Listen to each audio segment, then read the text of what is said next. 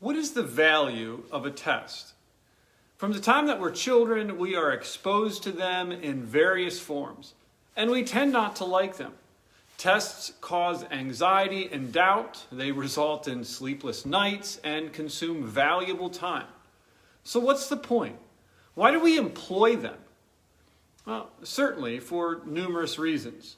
See, tests cause us, or at least should cause us, to study. They confirm our knowledge and our ability.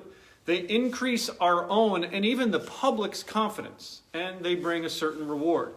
So we may groan with apprehension at the thought of taking a test, but really, who among us wants to be cut open by a surgeon who has not proven his or her skill, or protected by an army that has not endured and completed the crucible of trial?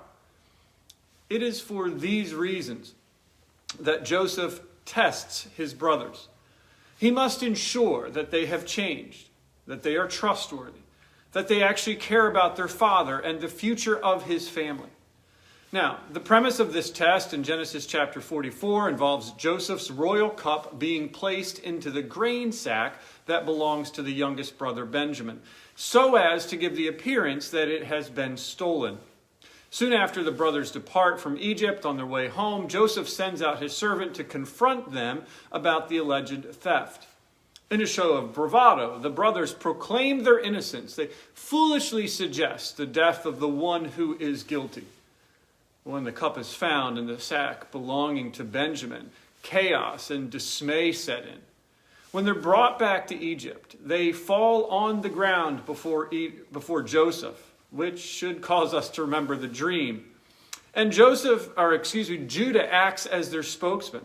Recall that it seems that Judah had a bit of a heart change back in chapter 38. And here again, he openly confesses, acknowledges their guilt before God, and offers even their servitude. Joseph brings this test to completion by stating that only Benjamin is guilty and he alone will be punished.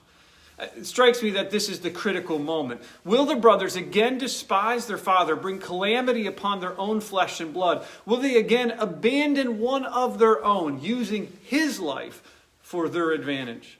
That's the question, I believe, that Joseph seeks to answer with this test. Judah demonstrates his and really even all of their growth by offering his own life as a ransom for his brother. Now, not only does this, of course, point us to Jesus, but it also allows the brothers to pass the test. And this is not to say that they were perfect, but they have changed. And now it seems like they could be trusted. This chapter also awakens us to another reality in the Bible. See, God himself tests us, or allows us to be tested. James chapter 1 and verse 12 tells us, "Blessed is the man who remains steadfast under trial, for when he has stood the test, he will receive the crown of life, which God promised to those who love him." God allows us to be tested in order to mature our faith in him and to confirm even to ourselves the soundness of our love for God. The blessing of passing the test is not just spiritual growth, but it is the rich blessing that God offers to those who are faithful. In testing, we are confronted with the relevancy, the truthfulness of God's promise, and we are spurred to deeper conviction and trust.